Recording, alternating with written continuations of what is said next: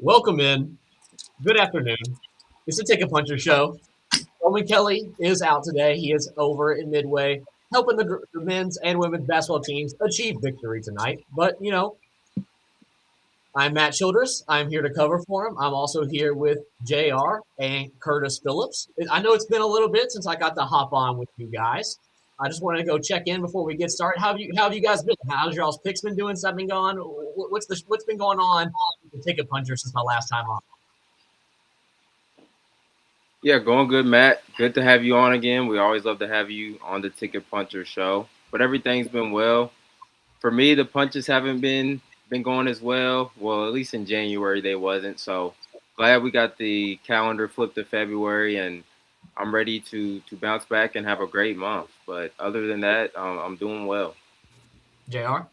Yeah, same. Welcome back, Matt. Glad to have you. I told Roman last time you hosted that he might need to start looking for a new job. He did such a dang good job. But January's been rough, man. I've been kind of converting over to the unders more so than the overs, just because it seems like people have been lackadaisical and not hitting their lines that they've hit for the last 80 games in a row until we bet on them. So switching things up, but looking to get things jump started here in February. January has been, really odd. I mean, like I give out a pick every day on running with Rowan him earlier. I don't really give out a lot of picks on here. I usually just transfer Rowan's picks over. But in the month of January, I had 3 straight spells where I missed 4 or 5 in a row, and then would hit one, miss 4 or 5 in a row, hit one, miss 4 or 5 in a row again. To the point where I actually texted Roman. I said, if I don't hit tomorrow, I actually refuse to give out picks to you guys anymore because I'm actually selling harder than a retail worker at this point. This is ridiculous, but it's always fun to be back. I enjoy talking with you guys. I enjoy getting to see your all's space of this show. To jump into it, I just kind of want to get into the main point for me because, I probably won't be on with you guys the rest of the week, and that's the Super Bowl coming up this weekend. That's the big doll. That's the big show. The number one televised event we have every single year in the world of sports. I feel like there's a lot to talk about here. The first one I want to touch on with you guys is this is a Super Bowl where both quarterbacks are kind of beat up to the point where I know Drake May, suffered his shoulder injury against the Broncos, and it seems like he's saying that, he's back and throwing in practice again. It's feeling good. But then, you saw Sam Darnold. I think he was it in the divisional round. He suffered his oblique injury, but he's been dealing with that for a while. And then just this past week, he kind of said the same thing that, it's feeling good. It's not bothering him anymore. He's ready to go. They're obviously both going to play. Do you think there's a little bit of this is the Super Bowl, even if I am hurt, I'm just going to say I'm okay? Or do you think that these guys really are at 100%? JR, I'll let you go first. Yeah, I definitely don't think he's at 100%. But, the NFL has that special icy hot that they'll slap on it and everything and be all right. So got that NFL blitz juice? Oh, yeah. A little bit of NFL potion there. But I think he wouldn't miss it for the world, especially, man, with all the scrutiny that he's had to deal with over his career with, being number 1 overall to the Jets, that didn't go well. Being a journeyman the last few years, learning from his time at San Fran and some other places. But now that he's on a really damn good team, I don't think they're gonna have to carry him out on a stretcher before he bows out. But I hope he goes out there and I hope he performs really well. I think so too. Curtis, you got any thoughts on that? Yeah, I agree as well. Both guys dealing with few injuries. I believe Sam Darnold with the oblique and Drake May with the shoulder, but these guys, they're going to play through it, and this is nothing that's they're not going to let that try to get in the media that, oh, I was banged up in the Super Bowl. Yeah, they're probably not 100%, but I don't think you're going to notice that in the Super Bowl when they're playing and those pads are on. It's time to win, so.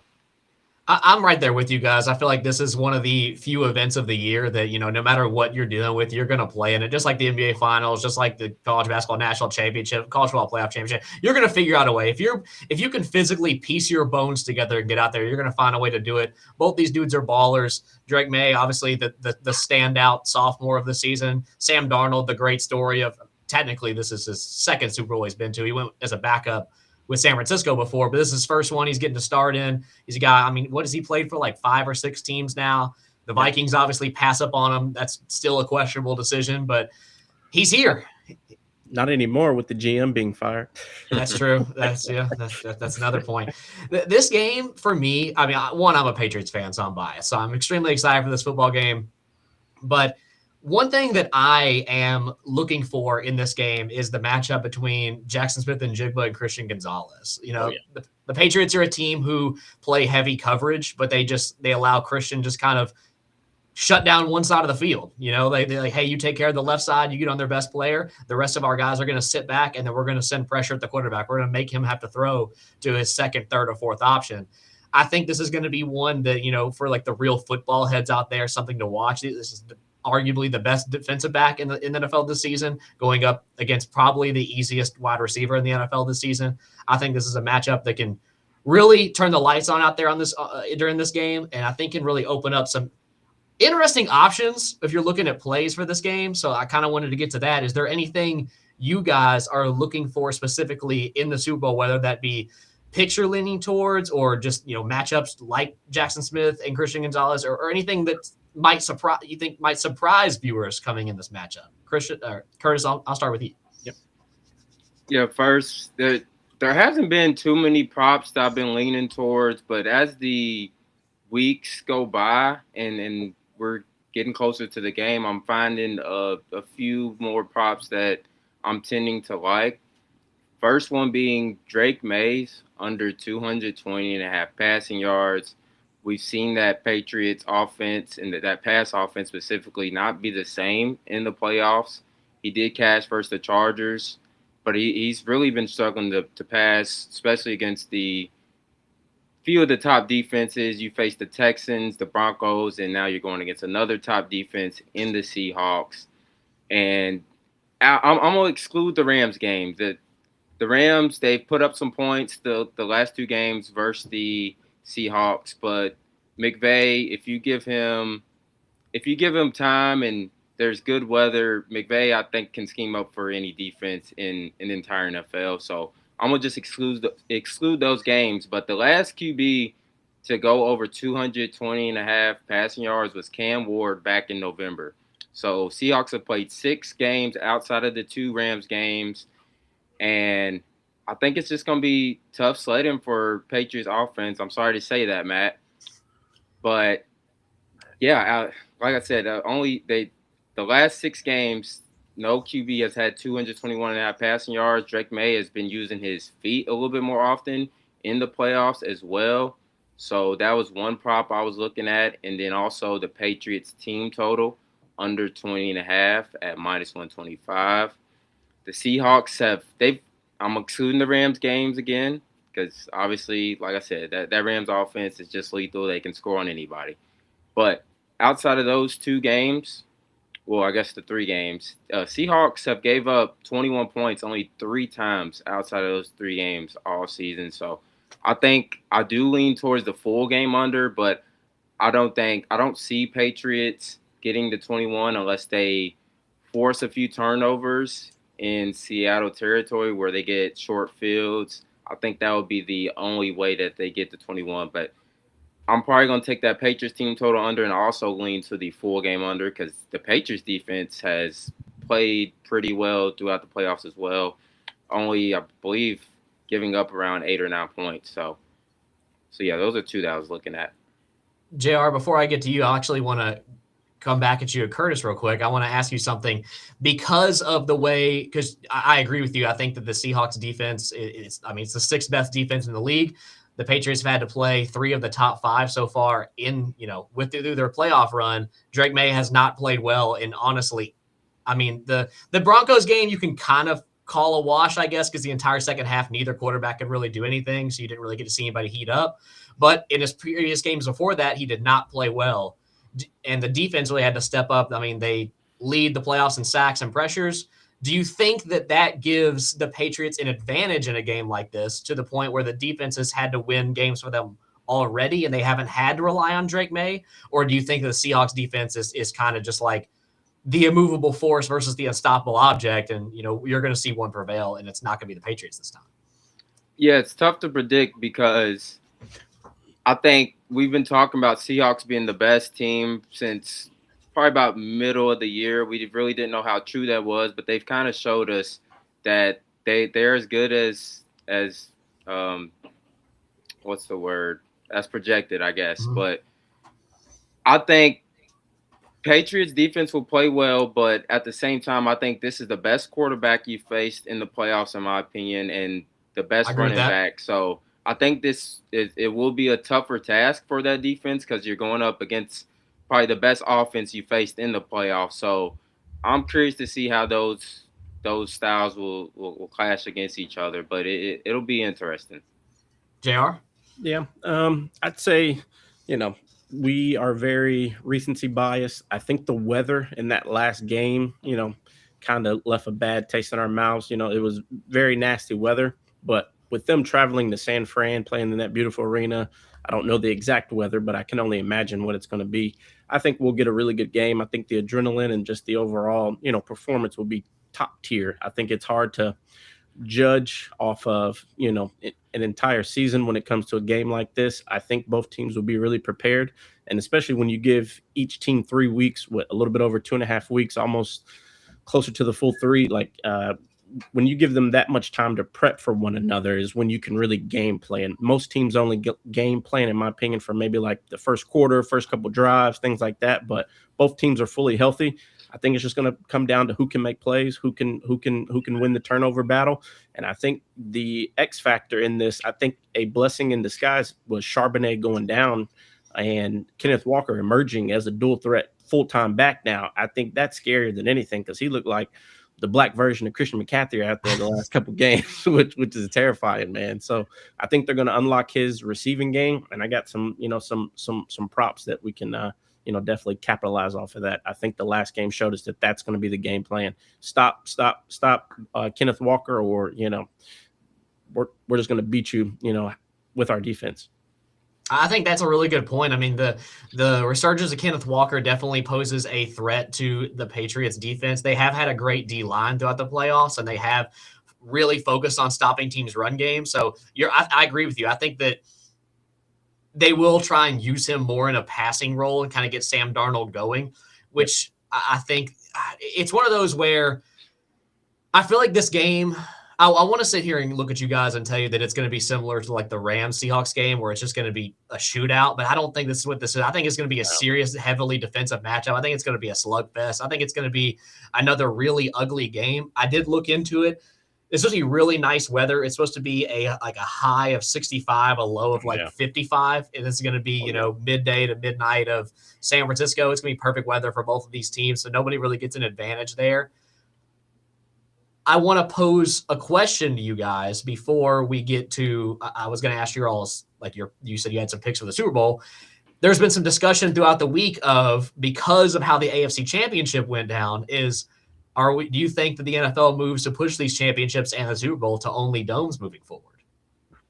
JR has a strong take on that. Like, my two biggest arguments, man, is when you pay these guys $50 million, $55 million, and it's increasing this next year. Like, the one thing we want to see as fans who put our butts in these seats, especially in cold weather environments, is, we want to see a good product. And when we got games with 8, 9, 10, 12 turnovers, I mean, I get it. It's the nostalgia, the Buffalo, jumping through snow, breaking tables. Tight Say it, JR. Say it. But at the same time, if I'm gonna pay $600, $700, $800 tickets, I don't want to freeze my cheeks off and watch 11 turnovers. I can't agree with that. But if you had a retractable dome, I feel like it makes that argument so much easier. If you want to play in elements, whether it's fan votings or, I think Indianapolis does a really good job at balancing it, even though they really don't open it up in the winter. But you can enjoy it in the summer months and things like that. But, to pay that type of money for certain tickets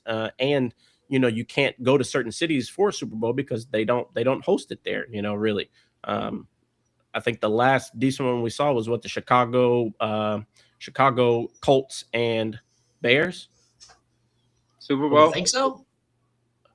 I don't. The weather in that game was raining, but it was the one that Peyton won. That was against the Bears, wasn't it? Yeah. Oh, yes. So yes. like that's the Was last that the Devin decent Hester one return in a game, cold or? weather environment that I can remember.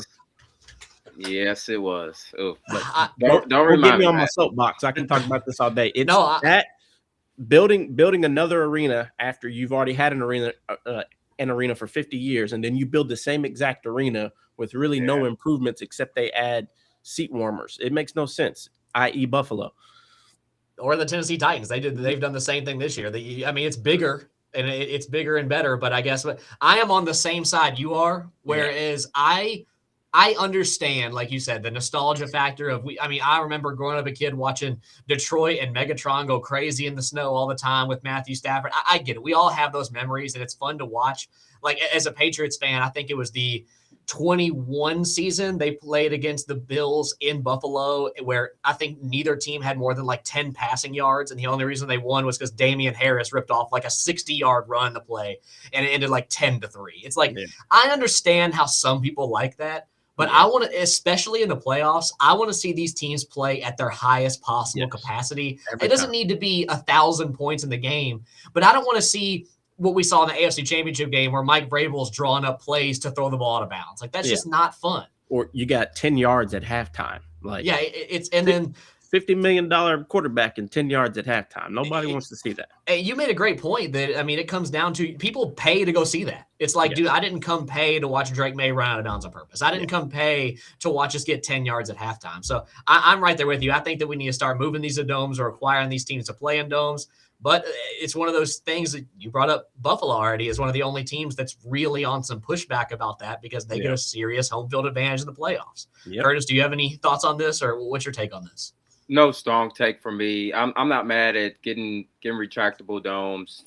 You'll get the best performances. You won't have to worry about 10 passing yards in a game and things like that. But some fans do love being out in the weather. You'll see guys in 10-degree weather with their shirts off and guys like that. So I say whatever keeps the fans happy the most. I wouldn't be mad at JR's point of having a fan vote and see what people like to do. So whatever makes the people happy. I'm right there with you guys. Look, before we move on, I wanted to look into JR. You said you had some picks for the Super Bowl. I want to go see what Curtis. You kind of gave a little bit of stuff you're looking at. Do you guys have any picks that you've already solidified? Like, this is definitely something I'm looking at, or are you guys still working on something? I got 2 sleeper locks that I've already put in. Both of these are on FanDuel. Both are plus money, ironically. Sam Darnold, 2.5 rushing attempts. He's covered this 6 of the last 7 games. It's an 85.7 hit rate at plus 112. I think they're definitely going to collapse the pocket. He's going to have to step up, even if it's a yard or 2. I definitely think he gets over, 3 rushes, whether it's to run out of bounds. He's been turning on the Jets here lately. And is it college football or is it NFL that tracks sacks on their rushing? One of them does and one of them doesn't. College. Let's say it's college, College tracks it? Okay. That helps you. The NFL's arguing, if they throw the ball out of bounds, that they're trying to get that awarded as, like some type of sack metric, but I don't think they're going to vote on that this season or maybe next. But yeah, Sam Darnold, 2.5 rushing attempts, covered 6 of the last 7, plus 112. And then Kenneth Walker, going back into my Kenneth Walker receiving tips, exceeding 24.5 receiving yards in 4 of the last 5, 80%. He's only missed 1, and that's plus 124. So I love both of those, both on the Seattle side, which normally I don't do. But in this game, I don't want to take anything going against that Seattle defense. So I'm going to kind of steer clear right now. The only one that I eyeballed was Trevion Henderson, longest rush over 7.5. That was plus 112. They think he's not going to get loose on this defense, but I don't think 8 yards is a very hard feat to get. But that's the only one that I was thinking about dabbling with. Curtis, you got anything? Yeah, just those 2. The Drake May and Patriots team total. I'll take those probably later in the week. I'm sorry, Matt. I'm gonna be hopping on the Seahawks minus 4.5. I'll probably alt it up. It's like a 9.5 and see. Well, I'll have to see what the odds are on that.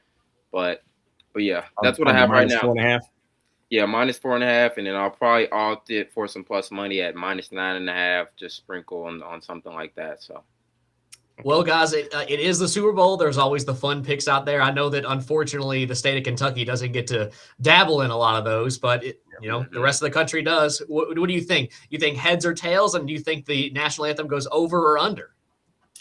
I say heads, and I say under. Heads and under. I'm a tails guy, and I'd have to do research on. I don't know who's singing the national anthem. I'll maybe have to do a little bit of research and see how they've done in the past. I always take the over in the national anthem because most of the time, if it's somebody that I haven't genuinely heard of, like it's somebody, they're obviously bigger than the Super Bowl, but somebody not like you don't have a major artist doing it, they're going to get their TV time. They're going to go out there. They're going to try and put on a show. So I always slam the over for those. I remember last season, I was getting ready for my best friend and I to put our bets in for it. And they didn't allow us to do it last year. And I remember getting on the phone, panicking with this man, like, how do I get this bet in this fast? And I had to go do research, and they outlawed it in Kentucky to bet on the national anthem at this point, which was absolutely heartbreaking. Do y'all have Polymarket in KY yet? I don't know. Yeah, I would look at Polymarket or what is the other one? I think you do. Yeah, if you have Polymarket, you can. All of this is legal. It was. Oh, really?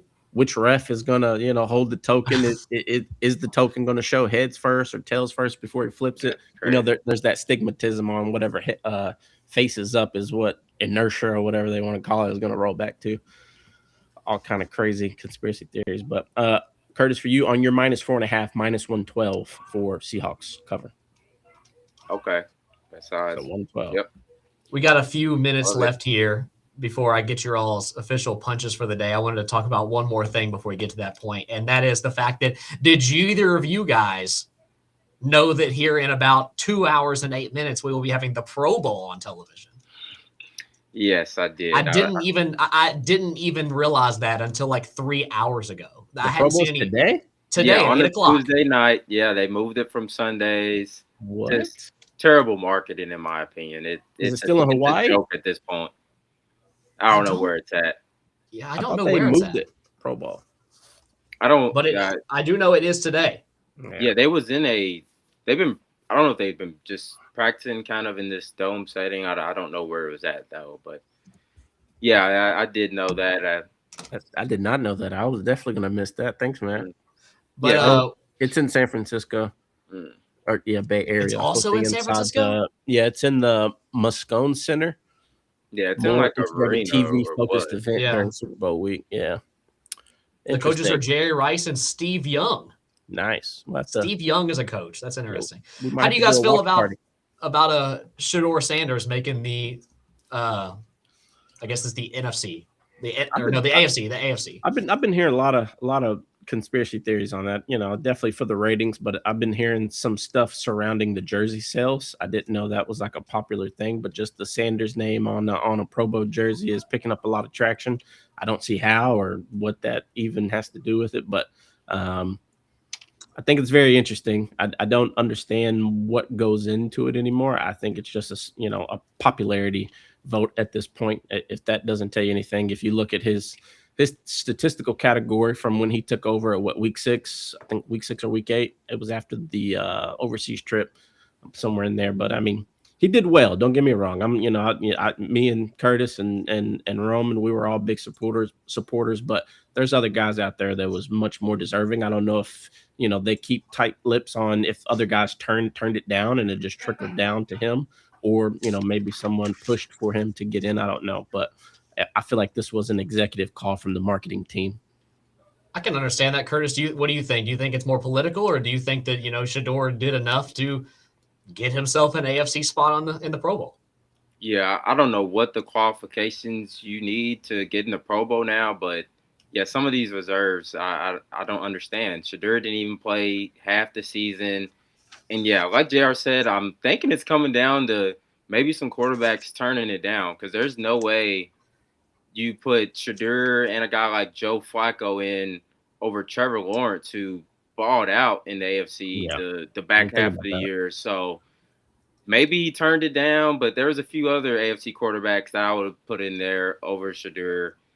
Yeah. But yeah, maybe, just the name on the jersey, or I don't know what the qualifications are now. So it's definitely a really interesting situation, but we're getting here to the end of the show. So I wanted to go ahead and let you guys have the floor and give your picks out for the night. And then I'll give you guys Romans at the end.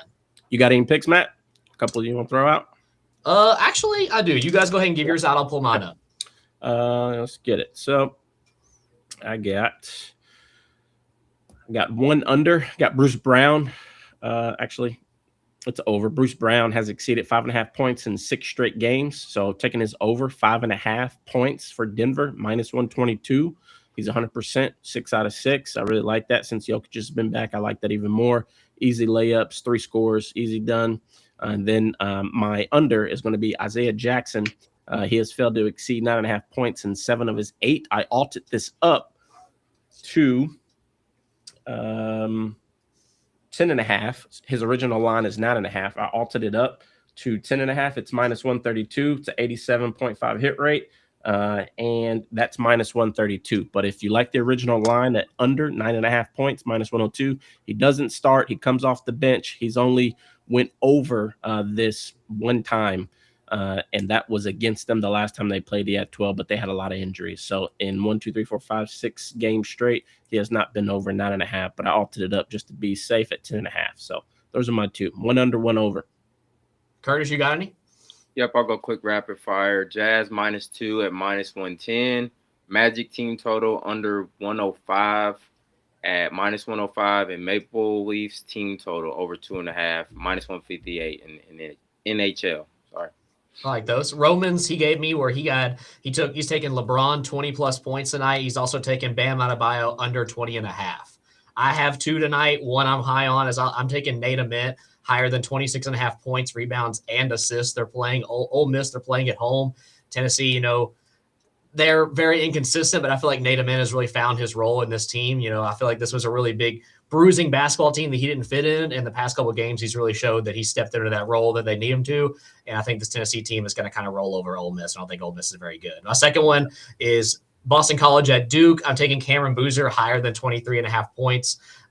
This is a guy that Duke struggled against BC a couple weeks ago. They ended up pulling it towards the end, but BC kind of gave him run for the money at home. Cameron Boozer is a guy who's done really well in Cameron Indoor, especially with the addition of Isaiah Evans really stepping up in these past couple weeks. I think Cam Boozer has the ability to soar over this number. Do you guys have a triple punch that you want to give out before we head out? Go ahead, Curtis. I'll give out mine. Yeah, Miami of Ohio and Buffalo.